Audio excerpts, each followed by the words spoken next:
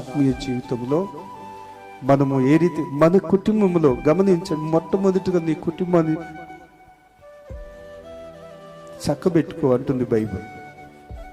ఏమండి, బయట మనం ఎన్నో రకరకాలుగా స్టైల్ కొడుతూ ఉంటాం. అట్లా కాదు, కుటుంబంలో నువ్వు అటు ఇటు తిరిగి ఇంటికి రాగానే ప్రశాంతత దొరకాలి. ఇంట్లో కుటుంబాలలో అసలు పరిస్థితులు ఏ రీతిగా ఉంటాయంటే సమాధానం ఉండదండి. ఎప్పుడు ఏం సాధిస్తారండి నాన్న వీళ్ళు, ఏమ్మా ఏం సాధిస్తారు, ఏదైనా మీరు సాధిస్తారు అనేది ఏదైనా ఉందా?